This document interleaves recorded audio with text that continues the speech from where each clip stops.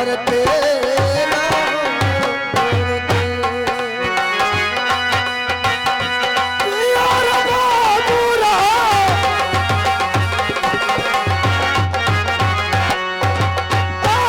लखया बलैबो सबा दुलारुआ, लखया बलैबो सबा दुलारू रे, जुगा जुगा किया तुना खाए आबरीसा मारे। गुरुदेव, आज आपसे मैं कुछ पूछना चाहता हूँ। क्या बेटा? आज तूने मेरे सिंहासन पर आकर शरण में लगकर, आज बेटा तुमने बहुत आदर से बात करते हो, लेकिन बेटा तुम जैसा चेला मैं एक भी नहीं देखता हूँ। लेकिन बोलो बेटा, क्या पूछना चाहते हो? मैं अवश्य तुम्हें बताऊंगा। हर वक्त मेरी माँ रोती क्यों रहती है? हर वक्त रोती रहती है। बेटा, रोने का कारण यही है,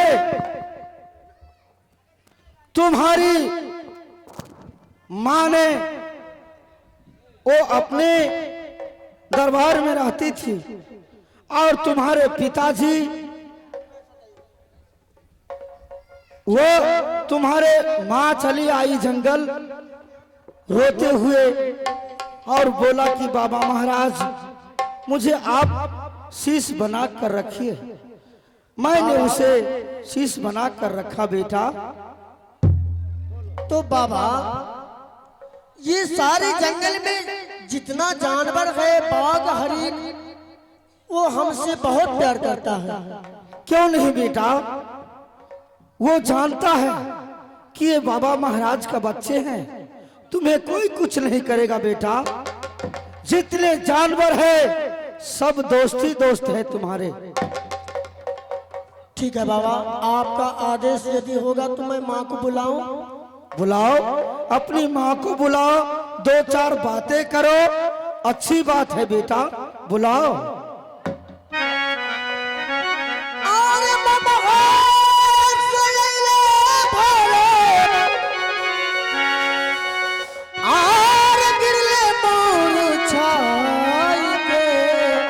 जय श्री राम।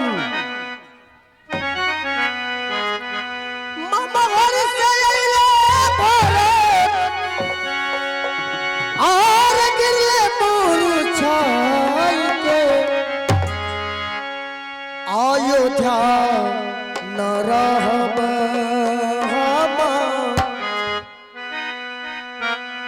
बिना घुराई के, अयोध्या न रहब बिना घुराई के,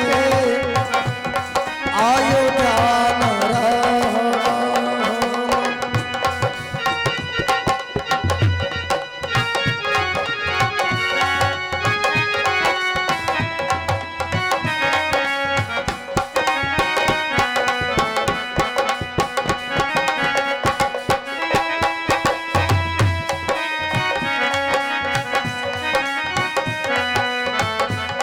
जब भगवान श्री रामचंद्र जी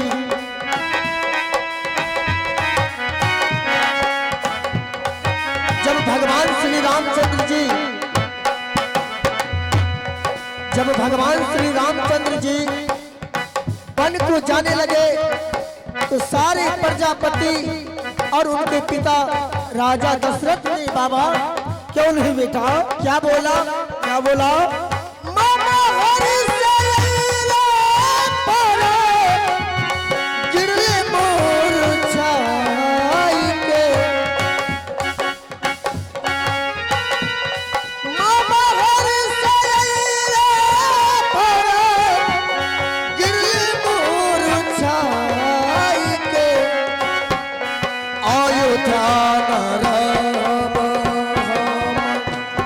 बिना घुरा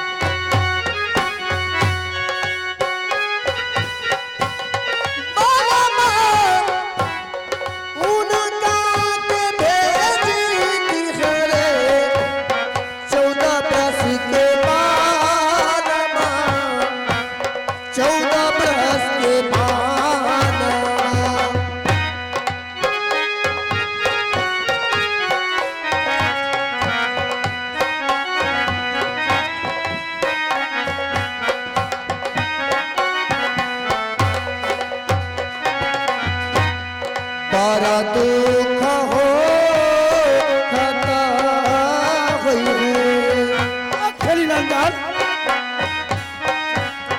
बड़ा दुख हो खते हुई सीता मेरा माई के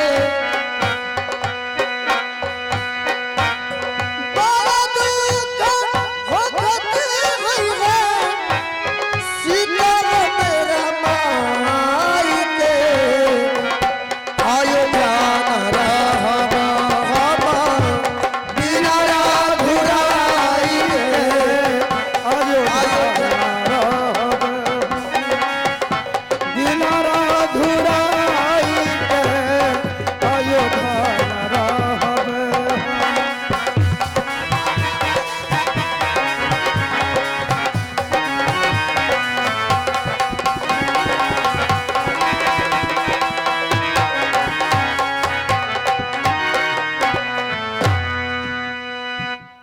हाँ गदियो दारा साना गे मैया गे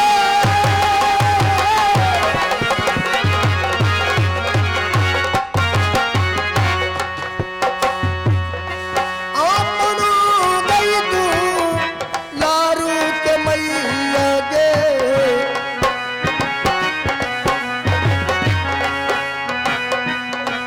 आपनो गई तू लरुआ के मैया गे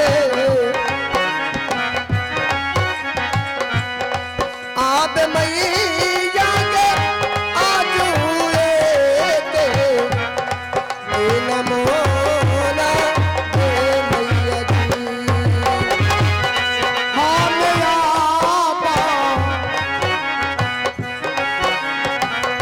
चलो बहिनिया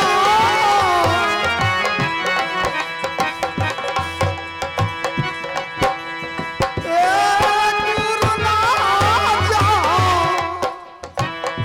गीता बहिनिया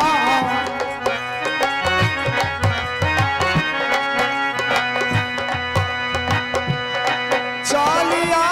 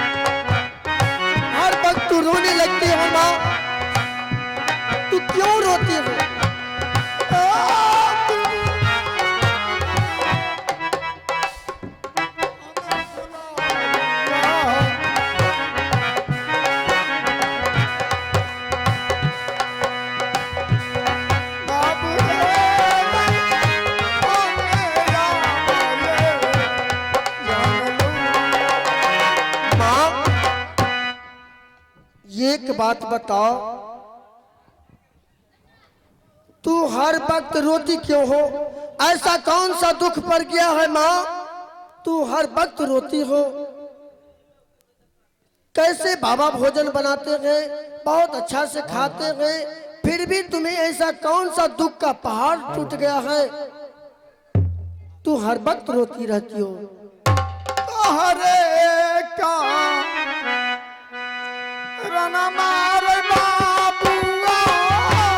मैं तो ठीक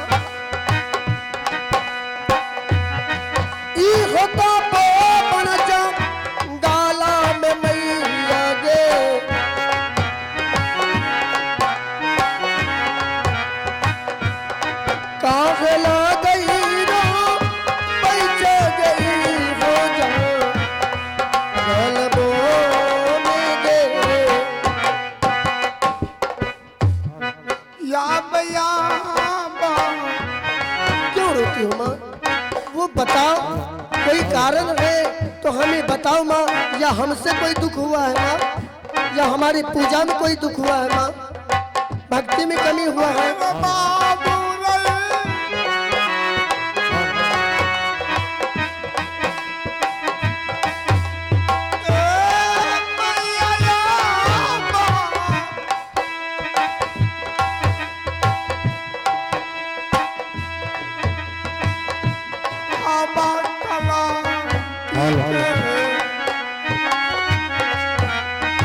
क्यों रोती हो माँ, तू रोती हो, मुझे भी कलेजा फट रहा है माँ। क्यों रोती हो, क्या बात हुआ है माँ?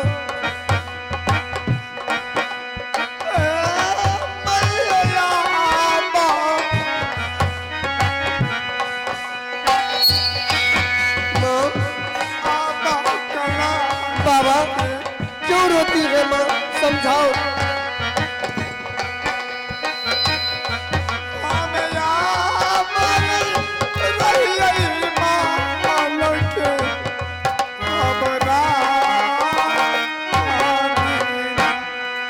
अंजन बेटा, अभी तुम नाबालग हो, माँ किस लिए रोती है तुम बात को नहीं समझोगे बेटा। अभी नाबालग हो, समय आने पर मैं खुद तुम्हें बता दूंगा।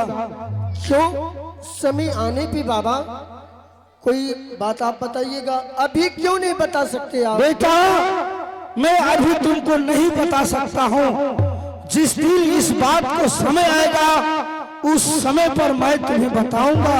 मैं तुम्हें वचन देता हूँ बेटा।